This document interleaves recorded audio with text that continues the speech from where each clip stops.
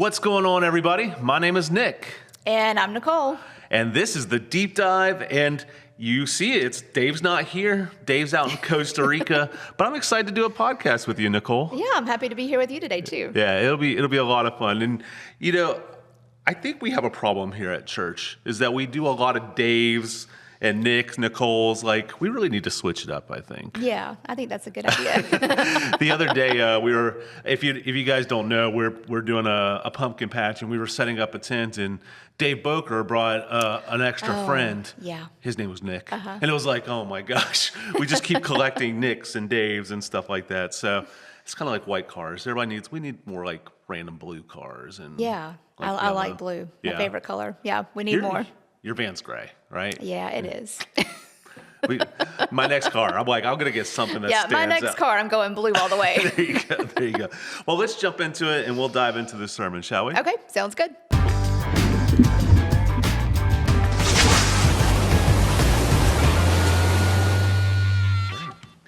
Well, like we talked about, it's good to have you here, Nichole. And I actually had the opportunity to preach on Sunday since Dave's out in Costa Rica with the mission team. I haven't heard much from the team. Have you heard anything? I haven't heard anything from them. Yeah, hopefully they're good.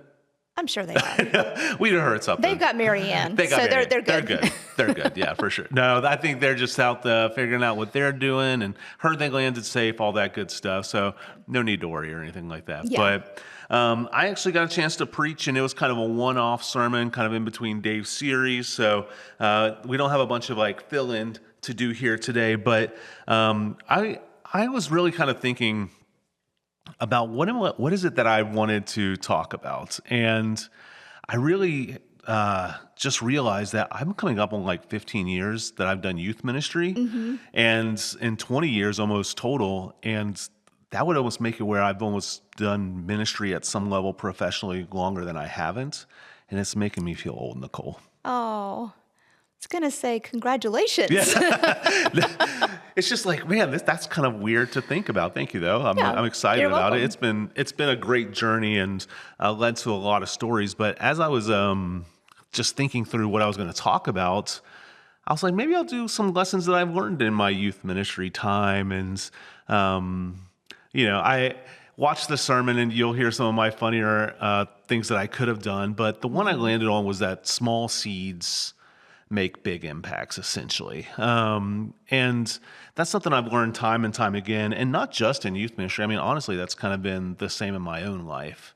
Yeah, I talked in the sermon a little bit about a good friend of mine who actually is the son of a member who still comes here. His name's Andrew, and we were just really good friends. And little did I know that his invitation when I was 16 to come to church would put me on this trajectory.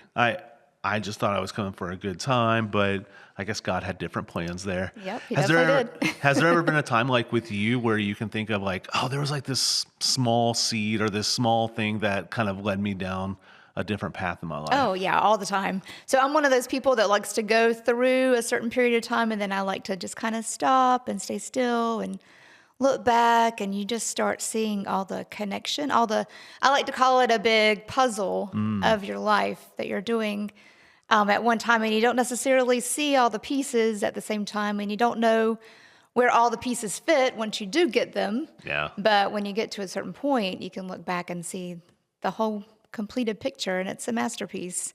One of those I was thinking about was when I was in high school, actually.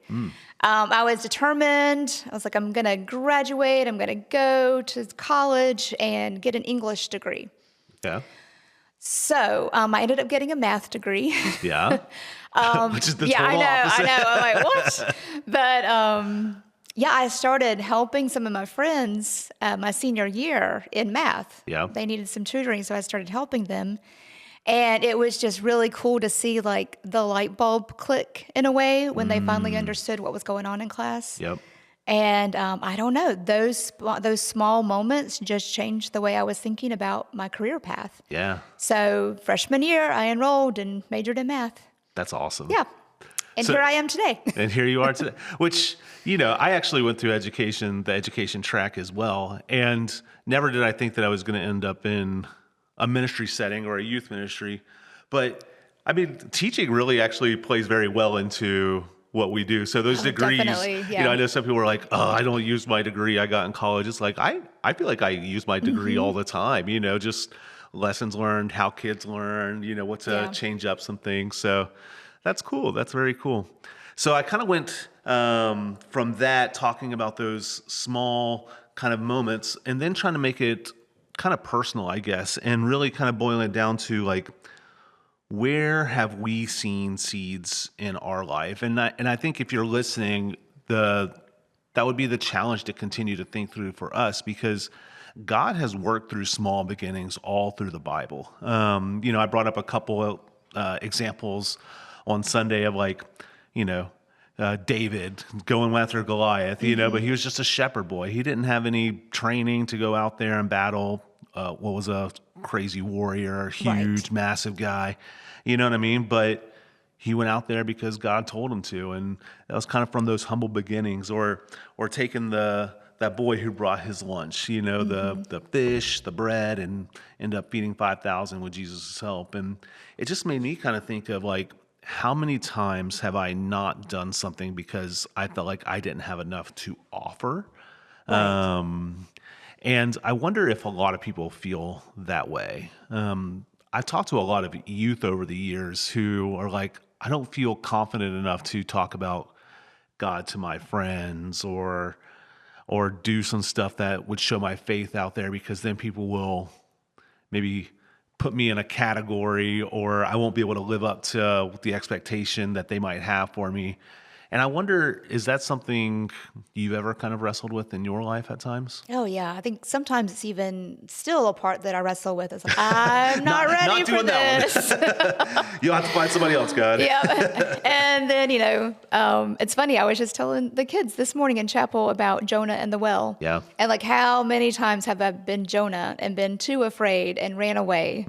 Funny thing with God is He finds other ways to get you to go down a certain path if you're willing to listen. Yeah. And that's a big part of it. Just listening to God, but then also having enough confidence, not only in yourself, but having confidence in God that He'll protect you and be with you. Right. Yeah, for sure. And I think it also boils down to just, you don't have to worry about doing everything. Yeah. Like, we got to trust that God's going to grow whatever that seed that we plant is, right? I mean, we often think, oh, we got to do all of this, we got to make it all happen. But really, it's about us just doing our piece and then trusting God to do the rest, And as a person who likes to be a fixer, or I like to see things through, sometimes that's hard for me. Like, to Yeah, get through yeah. my head is like, oh, I don't actually have to do every piece of this or whatever. But it's also kind of freeing to kind of say, like, maybe all I'm called to do is show that little bit of love, with a teenager who walks through the door, who maybe other people might be like, drives me crazy, right? Maybe it's just my job to show that kid a little bit of love, or, I know some people in the church send cards to people who are sick, or cook meals for people who just came out of surgery or had a death in the family, like, those are small acts of love that might not feel transformative, but they mean the world to those who get them. You know what I mean? Yeah. And I think those things, like, help foster that growth of whatever the seeds we plant. And we don't have to do anything else. We drop the food off and we go, God, show that love. Yeah. That's all we got to do, you know?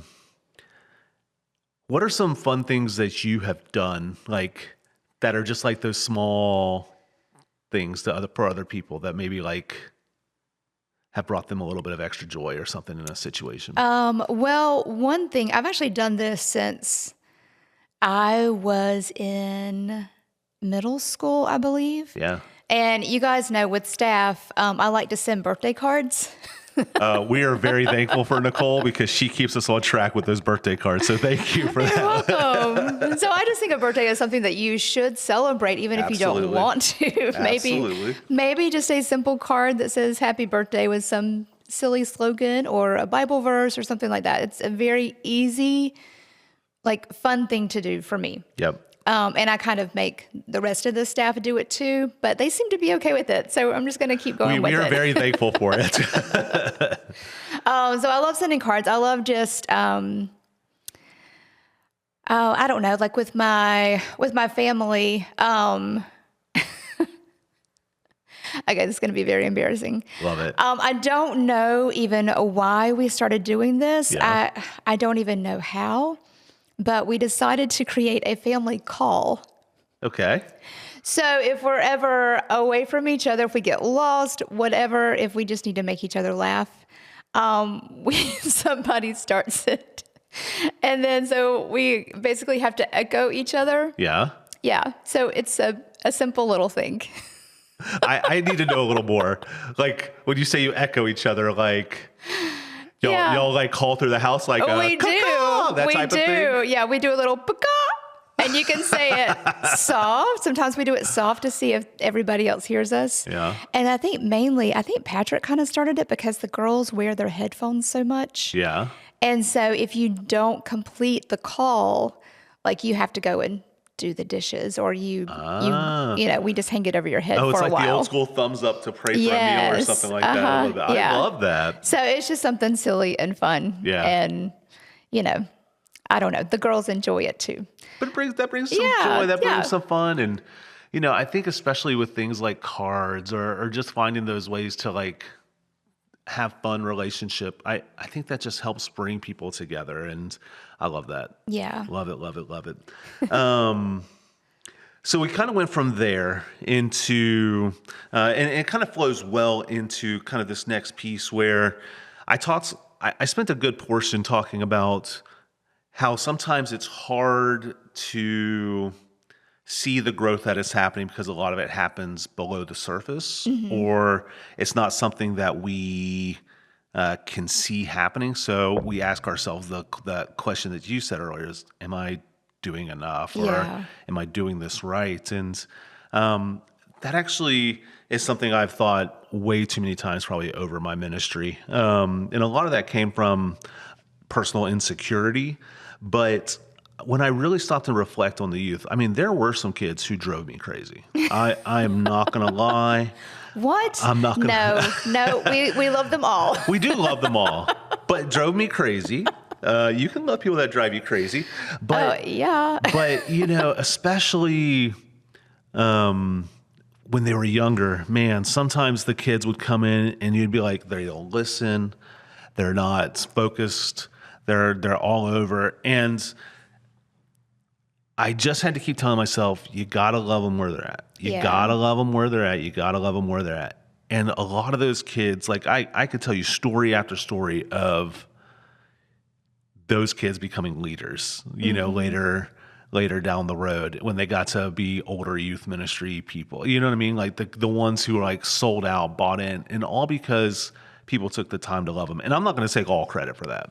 I think that's been a whole crew of our Sunday school teachers along the way, from children's ministry through youth ministry, just people who have given those little seeds, nuggets, people who've just been there, done the encouragements, climbed on a rock wall with them, or gone down a river with them. You know what I mean? Like those, it's just those small moments of being there that I think have grown and led a lot of these kids to be maybe the best versions of themselves even. Yeah. And I think that's just such a reminder is that we always don't have to see the results right away, and understand that if we are faithful in doing what God is calling us to, that He's making that difference. It doesn't have to be about me or whatever. And I use the illustration, and I bet this is something you can relate to, if I had to guess, is when you've poured a lot of energy into your message, into what you're teaching that week, you've done the extra work to find that perfect illustration or whatever. You've got the good prayers, and you're talking, and you're like, yes, they're hearing everything because they're a little quiet. And then you get to that point, it's like, okay, I'm gonna ask this question, and they're just gonna give me the deep stuff. Oh, yeah. And it's like, can I go to the bathroom, or is it snack time or whatever? And you're like, I've just done all this work. Yeah. Is that relatable? Snack time is the biggest question Yeah. that happens at 10 o'clock. What are we When are we having? having? What are we having? Yeah. Yeah. There was a verse that I actually, I did miss on Sunday, but it comes from Paul in 1 Corinthians, and it says this: "Therefore, my beloved, be steadfast, immovable, and always excelling in the work of the Lord, because you know that your labor in the Lord is not in vain." And I was sad that I missed that, because I thought that's such a good verse to just remind us to put in the work and trust that God's going to do it. And nothing that happens, nothing that we put our time and effort is going to full waste, even though it might feel like that in the moment. Yeah. And I think that does happen.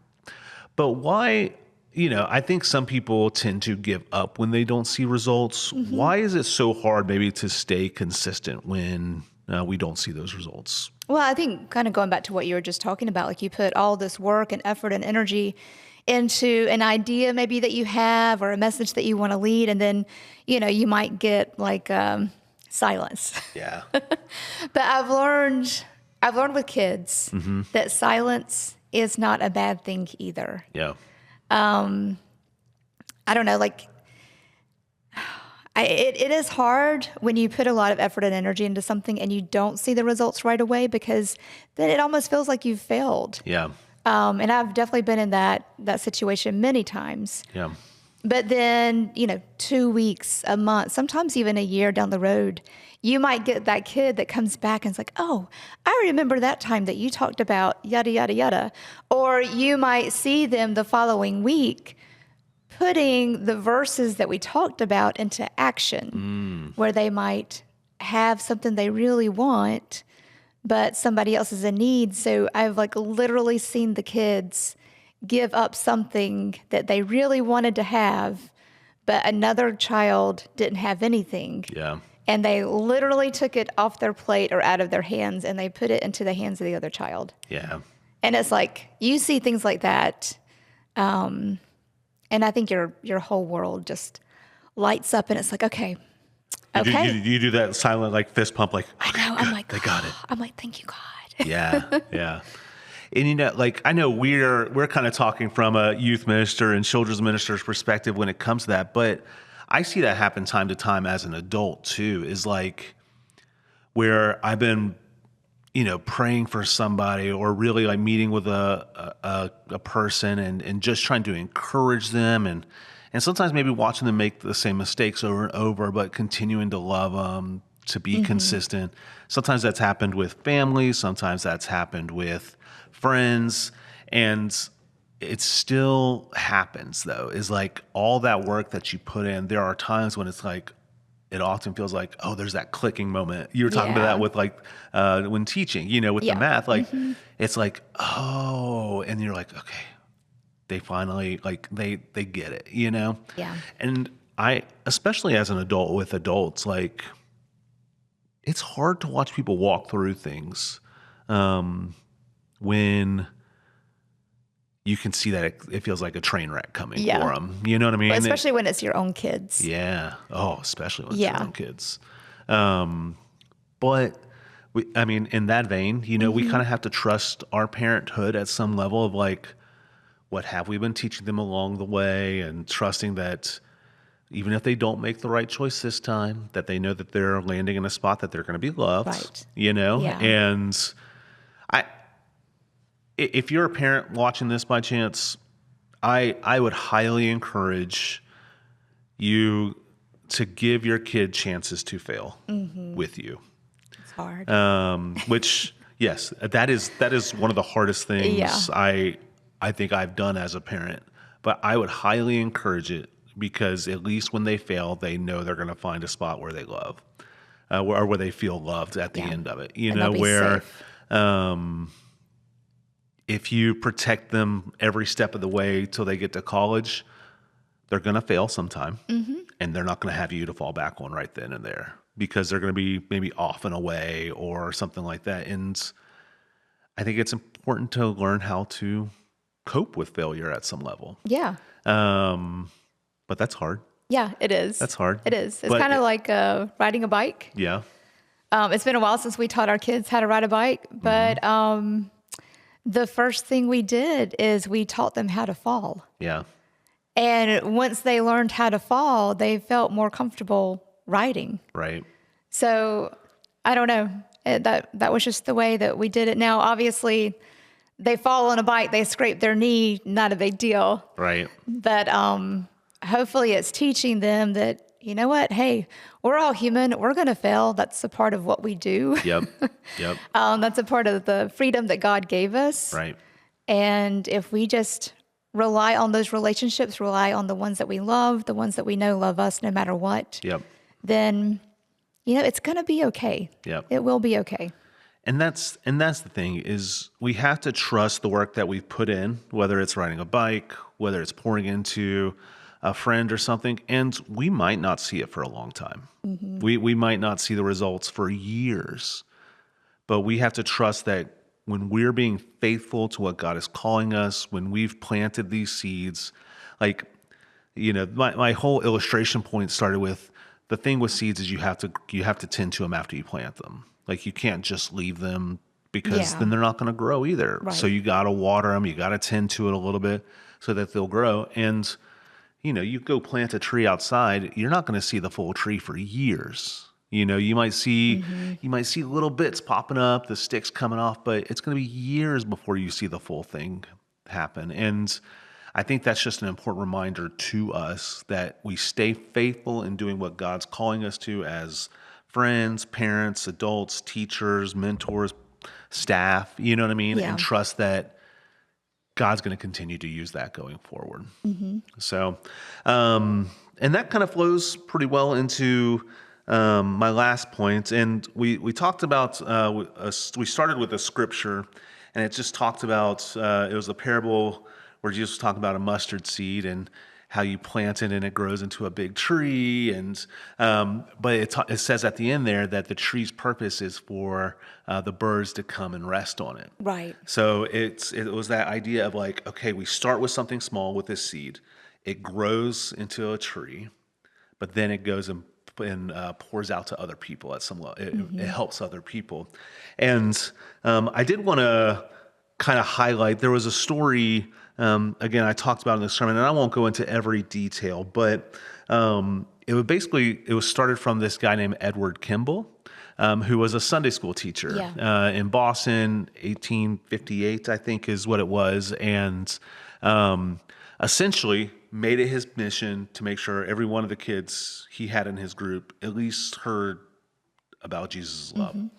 And there was one that he wasn't sure of, so he actually went to his workplace, ministered to him there, kid accepted Christ. Well, that kid was Dwight L. Moody, who was a really famous evangelist in our history. And from there, and I'm just going to go by name, basically to sum it up is that this led like a whole chain of events where other people became evangelists and stuff like that. So from Dwight L. Moody, it went to Frederick Meyer, to then J. Wilbur Chapman. J. Wilbur Chapman had a kid named Billy Sunday come and join his cause.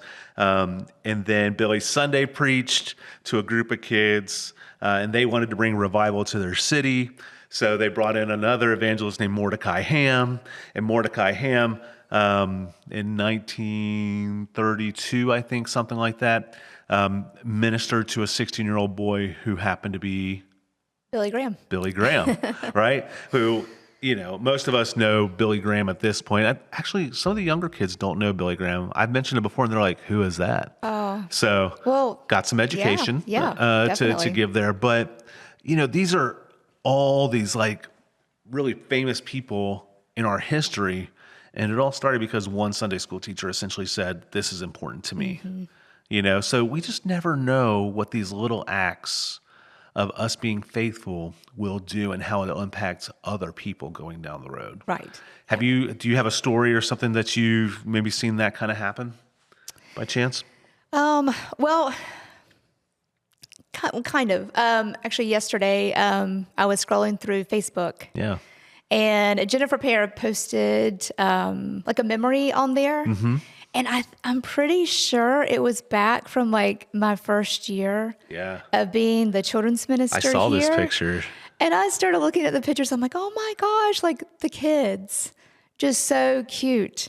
And then I started looking at all the people in those pictures. And I'm like, oh my gosh, all of those kids are still connected in some way. Yeah. And that's huge. Yeah. Even And a lot of those kids are now in leadership Yeah, and yeah, stuff like that. and some of those kids even still have the same poses with one another, which is pretty cute too. But they're either connected through youth group and honestly, a lot of them, they've come back to volunteer. So they're starting to plant the seeds for these younger kids, Right. which is, I love that. It's so amazing.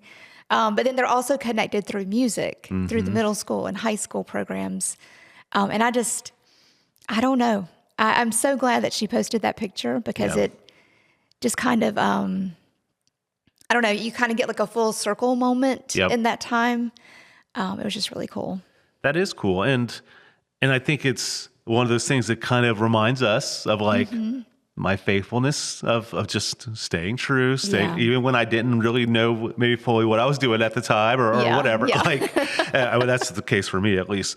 But like, you see how these kids have grown up and been around these people that have loved them, and they're just great kids still today. They are. And they're now impacting other people. You said bands, a lot of those kids are in leadership in bands at their schools. So they're having impacts on kids that we've never seen, that we'll Right. never talk to probably. You know what I mean? And I think those are just amazing things. Yeah, and I know Bryce Curtin, he's been stepping up and leading the prayer on Sunday mornings. He's been volunteering with production and children's ministry. Right. And also leading in youth group. And Yep.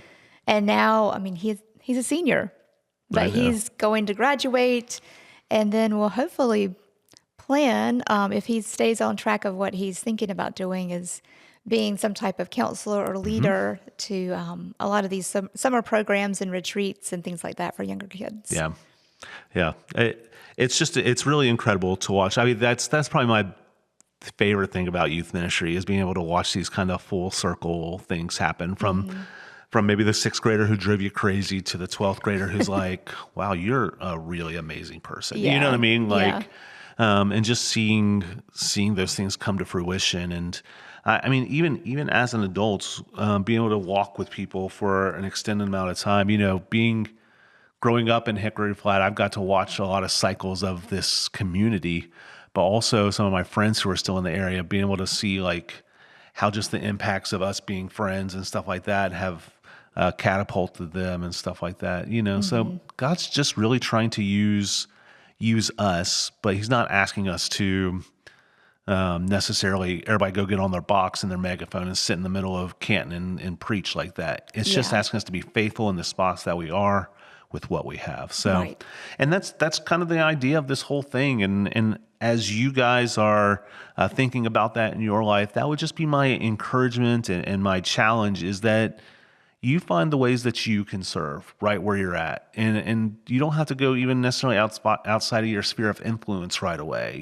Just impacts your family around you, impacts your friends around you, and bring what you feel comfortable bringing. And then trust that God will give you the tools to do more later, but also just do what we can now, because we're in a community, and really it's just this world we're in now that needs these small acts of love. Yes, You know what I mean? definitely. More so than ever. It feels divisive at spaces. It feels tough. It feels tense. We're all super busy.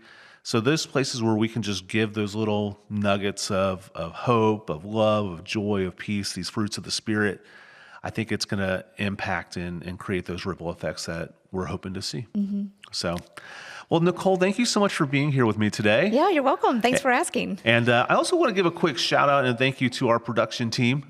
Yes. We kind of threw a curveball at them, and we're filming on different days, and they're here to make it happen. So just thanks that they are doing this faithfully, that they've been a part of this process behind the scenes doing what they can. So I look at them as a pretty big illustration of what happens here, because what they're doing is making sure we look good, sound good, and all that, and trusting that whoever hears that message on the internet and stuff like that is is going to be impacted. So there's pieces, and we all do parts to make these things happen. So, well, without any further ado, the way we kind of wrap up is if you got any comments, any questions, this will be posted on Facebook, YouTube. Drop it in the comment section below, and we'll try to be vigilant about answering those things. And next week I think Dave will be back. We're starting a new series on giving and stewardship and stuff like that coming up in October. So look forward to having him kind of lead us through that season. Nichole, you got anything to add here at the end? No, I'm good. This right. is great. Thank you. Yeah, thank you. And thank you guys so much for watching, and we'll catch you guys next time. All right, bye.